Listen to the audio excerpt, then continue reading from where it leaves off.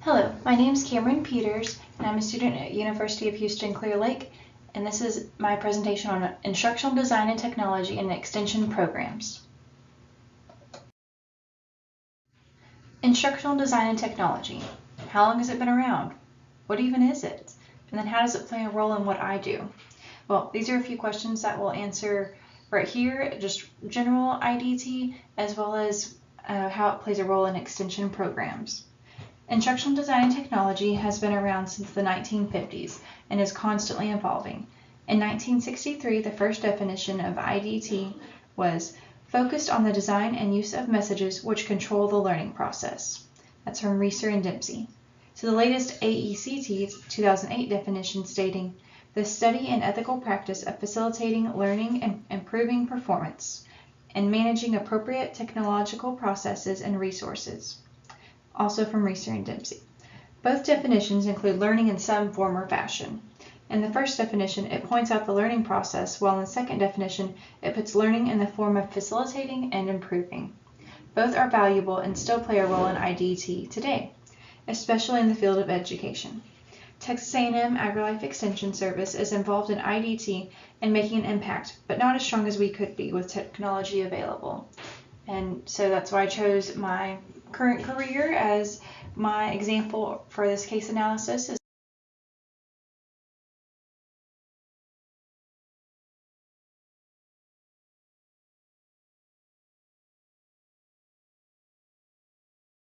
Texas A&M AgriLife Extension Service is part of the Texas A&M University system. Extension has been in existence since 1915. And how Extension got here is in every state that has a land-grant university, there is federal funds that is then used through that land-grant university to create an extension program. So in Texas, it's A&M is the college, and Louisiana, LSU is the college, and they have an extension program through the University of LSU. And so at Texas A&M, we are seen in the community as the people that wear the maroon shirts or the maroon attire. And they automatically assume that we went to Texas A&M. Though for some of this is true, like me, but they also hire people outside of the university. There are 254 counties in Texas, and Texas A&M has a presence in all of them, but 250 of those counties have a county extension office in them. Some of those bigger counties out in West Texas, they share a county office, but that agent still is required to be benefiting both counties. How it works. Texas A&M University educates college students. Also at the university is the research forum from Texas A&M. The research site is comprised of extension employees, professors, and graduate students. Texas A&M AgriLife Extension takes that research and creates research-based programs to help Texans better their lives. The research-based programs are then passed down to the county extension offices for the county agents to implement within their respective counties. So that's just a little background of it. There's still quite a bit more. But now for what a county extension agent does. And sometimes you might see them referred to as CEA, another acronym. In each county extension office, there ranges from 1 to 10 or more county extension agents. Larger counties like Harris and Travis have several county agents to be able to educate more of the population. Now this is hard because they have a bigger range or more traffic that they have to deal with. Rather than in a more rural setting, you don't have as much traffic and you get to know the people a little bit better because there's not as many of them. But each agent has a specific program area that they focus on and educate within. 4-H and Youth Development focuses on the 4-H program, which educates youth to build life skills through projects and contests. Then we have the Agriculture and Natural Resource Agent, and they educate farmers, ranchers, and producers on best practices for their business and to help feed the world. Horticulture teaches homeowners how to best care for their gardens and other plants. And they are able to do like site visits where you can get the horticulture agent to come out and help you figure out which bug is eating your carrots. And it's free because it's a part of what our taxpayer dollars go to. One that we have down here on the coast is a marine agent, and they educate the public about water conservation and water education. And then there's also Family and Community Health, which used to have the name Family and Consumer Sciences, but they changed it to try to keep up with the times and help people understand what that person does a little bit better. This person teaches Texans how to better their lives through nutrition and physical activity. Seems pretty simple, all these of what they do, but there's just a lot to them. There's a lot of resources and education out there, so it's trying to figure out what works best within the county and what works best for you as an educator to see your plan of action. Texas A&M AgriLife Extension Service's mission statement is, through the application of science-based knowledge, we create high-quality, relevant, continuing education that encourages lasting and effective change. This is a mission statement we are constantly working to surpass and just to keep up with the changing times. With the increase in technology, we must do something to keep up with our clientele base so they do not go somewhere else for their information like so many others already do when it comes to Google. Not saying Google's bad, but sometimes you might get to BuzzFeed while you're on Google trying to figure out how to cure that common cold, when really you should just talk to your doctor. So Texas A&M has been around for a really long time, and we've got a great backing. Or Extension's been around for a long time, and we've got a great backing from Texas A&M. And there's just a lot to Extension, but we're just trying to make that presence out in the county. A unique education agency, the Texas A&M AgriLife Extension Service reaches into every Texas county, extending knowledge, providing solutions. Along with other members of the Texas A&M University system, our challenge is to find real-world solutions for Texans through teaching, research, service, and extension education. The question is often asked, what is extension education? It is a uniquely American innovation to help people prosper and to build stronger communities. In 1914, the federal Smith-Lever Act established extension education so the nation's land-grant universities could extend education to the people. Thus began the National Cooperative Extension Service, a state-by-state network of educators who extend the benefits of research-based knowledge beyond the laboratory, beyond the test fields, and beyond the classroom into everyday living. Historically, extension educators have addressed the issues of the day, starting during the era of an agrarian society. Today, we face 5 grand challenges of the 21st century: feeding our world, protecting our environment, improving our health, enriching our youth, and growing our economy. By advancing agriculture, AgriLife Extension helps to feed the rapidly growing population in Texas and beyond. Working with Texas A&M AgriLife Research, extension specialists and county agents demonstrate and teach proven practices and technology to help farmers and ranchers improve crop and livestock systems, reduce risks, and enhance the sustainability of agricultural lands. We expand best practices in horticulture through our gardening and landscape programs, by teaching earth-kind methods, training Texas master gardeners, introducing improved plant varieties, and supporting local growers and markets. To safeguard our state's natural resources, AgriLife Extension conducts conservation and stewardship programs that reduce drought impacts, reclaim and preserve water quality, minimize wildfire risks, and maximize water supplies. We help restore damaged lands and protect wildlife habitats. And we promote integrated practices for pest management in both rural and urban environments. Good morning. Through nutrition and health education, AgriLife Extension helps Texans fight obesity and manage chronic diseases, improve meal planning and food budgeting, and increase food safety at home. We also train certified food handlers to help protect Texas consumers. To strengthen families, our programs in family and consumer sciences educate parents and caregivers, train daycare providers, demonstrate home and child safety, teach money management, and promote fitness for all ages and lifestyles. For generations, the Texas A&M AgriLife Extension Service has conducted youth development programs, including Texas 4-H. Across the state, we offer hands-on learning projects and school enrichment curricula. We give young people opportunities to learn responsibility and leadership and develop a spirit of service. And we help them prepare for college and the workforce, crucial steps in today's economy. Whether preventing or mitigating problems, improving profitability, reducing costs, or enhancing quality of life, All extension programs make an economic impact. For more targeted economic development, we help Texas communities grow by supporting entrepreneurship, developing leaders, and providing job-related continuing education. AgriLife Extension achieves this outreach through a statewide network of professional educators, 250 county offices, and 100,000 trained volunteers. This delivery system provides valuable infrastructure for joint programs with hundreds of other organizations and government agencies.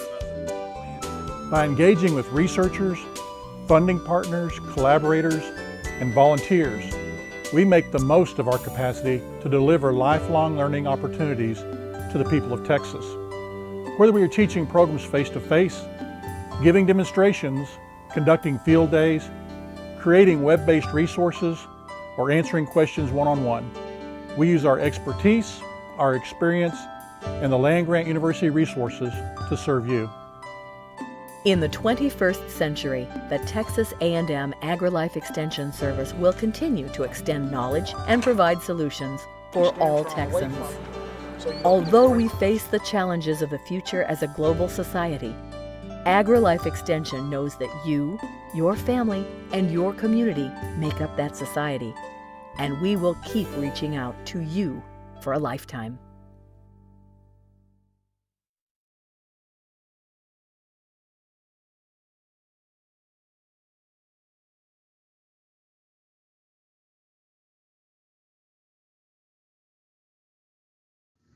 So one might wonder how technology has to do with farmers and ranchers and staying healthy and kids in 4-H and plants. Well, you'd be surprised, but it actually really aligns with all those things quite often. Farmers have been using technology for years just with on their farm equipment and trying to figure out times to plant and harvest and the yields that they produce. So technology's been around for a long time, but with the increase in technology and social media use, Extension must do its best to get out on these platforms. And yeah, we're already out on social media with Facebook and Instagram and Twitter. There's still a lot more that we can do out there, and we can do a better job of marketing, especially on the county level. And it's just a lot of it is time. So Extension also has some great online learning modules that are free, and it's called Extension Online. You can just Google it or type extensiononline.tamu.edu. And these are great learning platforms, but getting the clientele base to know about them can be a bit of a challenge. So it's finding that right way to market. Also, clients might be a little uneasy about trusting online platforms to learn because they're so used to learning face-to-face in our world. But then we're also losing those people that are really busy and can't take the time to drive the 30 minutes over here, depending on where they live in the county. But some of them don't have the time to do that. So then they're just totally out of the loop altogether. So we could do a better job of marketing these Extension online platforms. A lot of Extension is gaining the people's trust and let them know that you're there to help. So we do this face-to-face, but then we can, get them in on the face-to-face level and then push them towards the technology side. I think that would be really good. And also, if we had more time and we're not teaching as much face-to-face, we can out there just be at health fairs or at different committee meetings to get to know these people on a face-to-face level. So a new part of instructional design and technology in Extension is within the 4-H program. In 4-H, it's always been face-to-face, and just here in the past 5-7 years, we've started going with some online things, especially webinars. But typically they've all been done face-to-face, but with busy kids and traffic and parents' busy schedules, it makes it a little bit harder for them to travel for a workshop. So it would make sense to have a program in each town based on that project area, and this would be ideal to educate throughout the county, but this is difficult as to there's only one county agent for that program, and when it's in a larger county that can be quite difficult. But also it's a big part of it is training volunteers, and so that's a whole nother subject I could go off on, of just what we need to do better on. But we do have a great volunteer base here in Brazoria County. So to help the 4-H program, it's looking to develop online learning for members to participate in and get experience at their own pace. So I'll talk a little bit more about this in my future plans. So now a little bit about the history and growth of Extension. So I know I talk a lot about Extension itself, but I really want you to understand the background of where I'm coming from when I'm, starting to implement the technology into these things, because it's pretty vast, and we can all relate to school, but we can't all relate to what Extension does. So that's why I'm giving so much background and detail on Extension. So according to our agency overview from 2015 for fiscal year 2017, the Texas A&M AgriLife Extension Service had 573 county extension agents throughout the state of Texas implementing educational programs. Like any company, there's always turnover, but within Extension, there seems to be a great deal more of turnover compared to other educational entities like teachers and schools. Typically, when an employee leaves Extension, they go into teaching for better salaries. Extension employees do not get paid a ton for starting salaries. I can speak of this from experience. In 2015, whenever I started, the starting salary was $36,000, which is not a lot for a single college student to, move off somewhere, and live and work and get an apartment. Luckily, I had a great support group back home, and there was a position opened up for me at home, so I was able to move in with my parents. And then, of course, now I'm married, but $36,000 is not much, especially when you've got student loans that you're trying to pay off. But luckily, the state and county are really great about implementing cost of living raises each year, so each year that salary goes up. And Extension also does a good job about giving merit raises when the funds are available each year. And so even this year, they were able to give us all a little something based on merit. In 2018, Extension was able to increase the starting salary, though, to $41,000, which is a little more competitive with other starting salaries. Of course, with higher education and previous work experience, this number can go up with your starting salary. And of course, they're still working on getting it above that and just getting more competitive with the work out there. But with this turnover happening in some counties, it makes it hard to keep a constant presence and keep the trust of clientele. And this is what I was talking about earlier with our volunteers, but we just got to have that constant agent there to be able to keep that trust. If we can maintain that presence through county online programs, though, this could help with turnover. It could also help take some of the stress off new employees by having these programs implemented so they don't feel as compelled to start new education. They just maintain it until they are ready to implement new programs they are familiar with. I can relate to this because whenever I came on, I just saw this opportunity out there to, take things that I learned from college and implement them and do all these workshops. But that takes a lot of time, and there's things that we have to do just normally with our jobs, go educate at the schools with different programs, a lot of reporting to get our numbers seen, because we are government employees, so we do need to prove those numbers. And there's just meetings and professional development that pop up. So I think if we could implement this technology side of things, it would help some of those newer agents or not as tenured agents kind of take a step back and breathe and be like, okay, there's something here. I can just add to this, and then when I'm ready, I can, jump out and put on some workshops and some different things like that. But it is a lot when you first come on. You're just hit with all this information and different things that you could do. Just like any company, everyone has strengths and weaknesses. And so with Texas A&M AgriLife Extension, I'm going to go over some of the strengths and weaknesses here. Extension is committed to delivering high-quality, research-based information programs to the citizens of Texas. So it's not like we're just going and Googling this information and, presenting it and giving our opinion. This is research-based information, and sometimes it might be hard not to give your opinion when someone's, not trusting the research-based info, but that's just what we go with every time.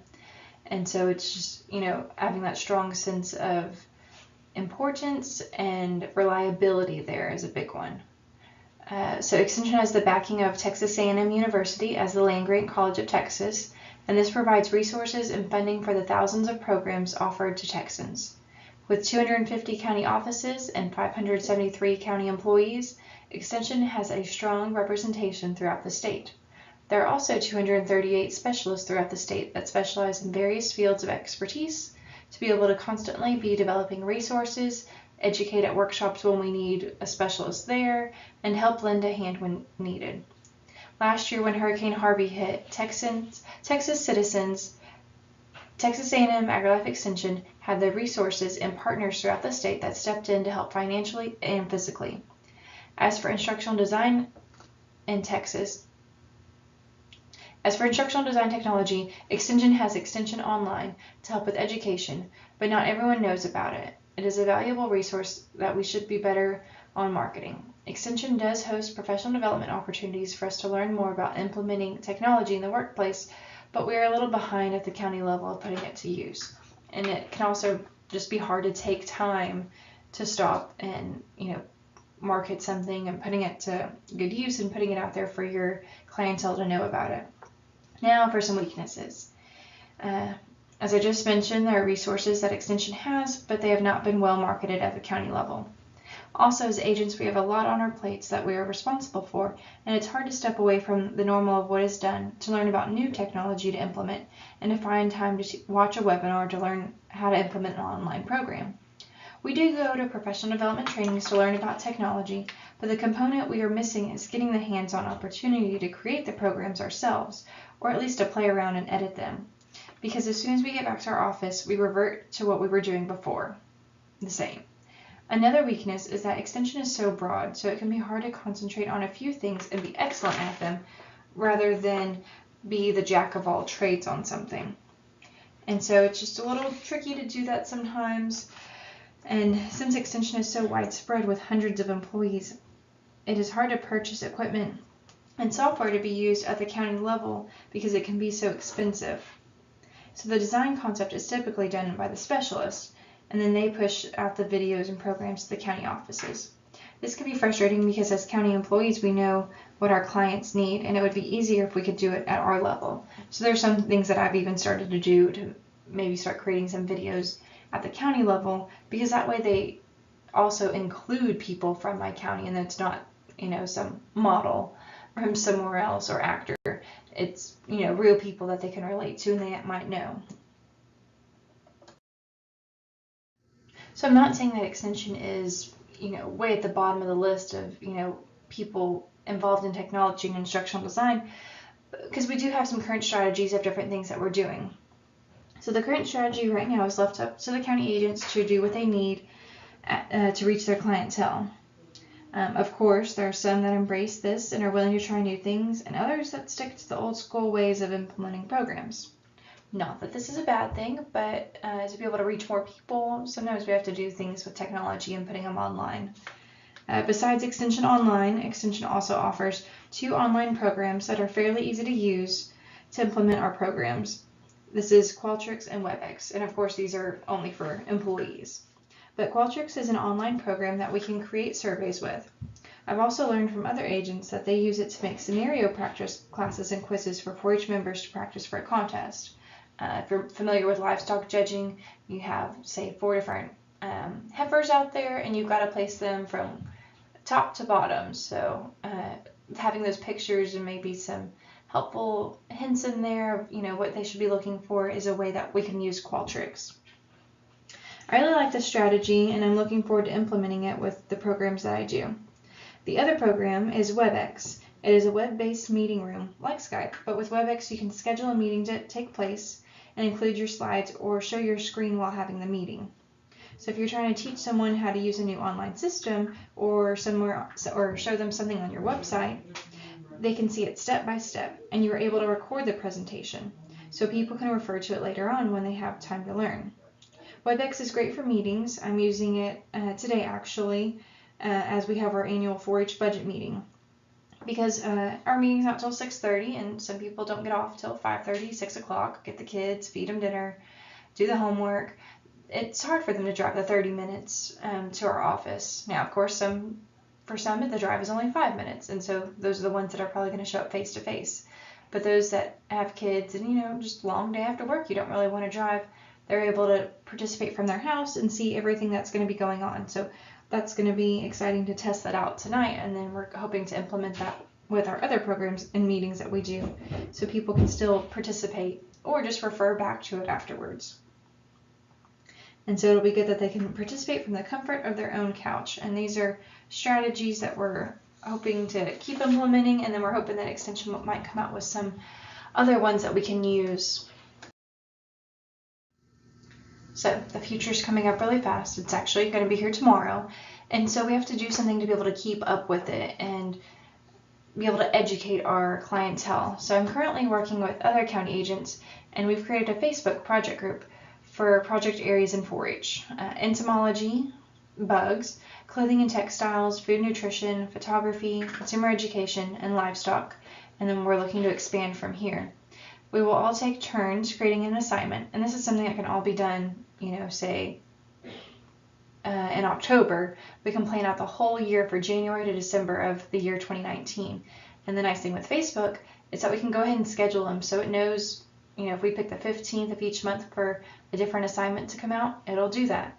And so it's really nice that you can just do all the planning and the grunt work in one day, and then you've got a whole year planned out of assignments for 4-H members. So an example of an assignment would be, watch this video on how to sew on a button, take a picture of your supplies before, and then take a picture after you've sewn on your button, and then tell us what the hardest part was, and then comment on someone else's post about what you learned. So this not only just lets them do it, but then they also have to watch or see somebody else's picture and then make a comment on theirs, and hopefully somebody else will comment back, and it will generate some discussion. So I feel like this is a good thing for us to try because people are busy, and this way we can still get the education out there and they don't have to drive to learn it. Of course, we'll still implement face-to-face workshops, but these will probably be easier to do during the summer when kids are off school and they don't have sports going on as much as they do during the actual school year. I also plan to use Qualtrics and WebEx since those are readily available, and implement them into my instructional design and technology process with Extension. I'm excited to learn more as I begin my master's and figure out what else I can do to implement and learn from others.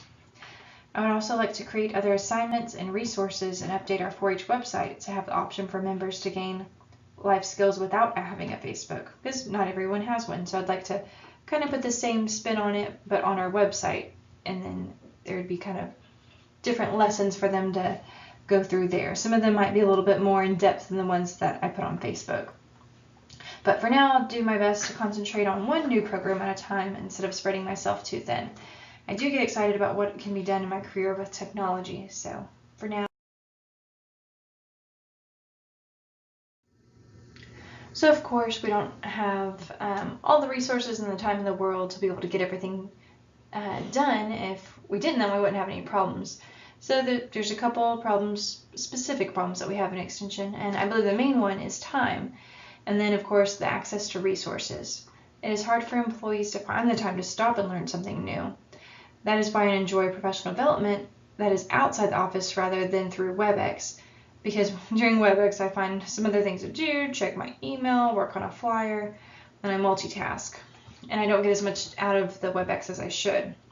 Of course, this is my own personal problem, but I'm sure there are others out there that have the same issue. I enjoy going to face-to-face professional development so I can learn from my colleagues and discuss with them and focus all my attention on learning. I'd be interested to learn what people do to make those online classes more personable to engage the audience. And then whenever I start to do those WebEx meeting or workshop presentations, I can be a little bit more engaging. I know some of it's just asking questions and actually having people respond back to you, but I feel like there's some other things that we could do. And then also access to resources. And I said this before, that as a lot of the video stuff and everything happens at the state level through the specialist, and so we don't really have that access as much with the county because it costs money. So those are the two main problems that Have you ever heard the term work smarter, not harder? Well, I have, and I'm a little iffy on how I feel about it, but this is my alternative to instructional design and technology with extension programs. I believe a big part of it is to cut back what we're doing as county agents. The term work smarter, not harder is one that makes me cringe because typically the people who say it are not ones that I admire on their work ethic. But I do agree that there are things we can rely on technology or other colleagues to teach. I believe it will be very beneficial to work through the internet and with our counties to give all of our youth the opportunity to learn. I love creating programs, but I'm doing my best not to recreate the wheel and lean on my coworkers for their ideas and resources. That way I can dedicate more time to learning new resources to implement to make learning easier for everyone in my field. So, in conclusion, technology is something that is part of our everyday lives, no matter our age. Technology is already readily available in most schools to where the students have their own laptop. Employees can work from home because they can remote in and get their work done. Instructional design and technology is in all these same places, especially with professional development. All companies want their employees to be more productive, so they can make a bigger profit. And then they should push their employees to learn, because the more they learn, in turn, hopefully the faster they would be at their job. Instructional design and technology can be a scary concept to learn about. There are many different directions you can take with it, and it can be a little overwhelming to focus on where to start. I believe it is something everyone needs to understand and at least be willing to accept as our world continues to move on in the technology direction. I hope you've enjoyed learning about extension and instructional design and technology and how I'm implementing it now and hoping to implement it in the future. If you have any questions, please email me at the email provided on the Word document. Thank you.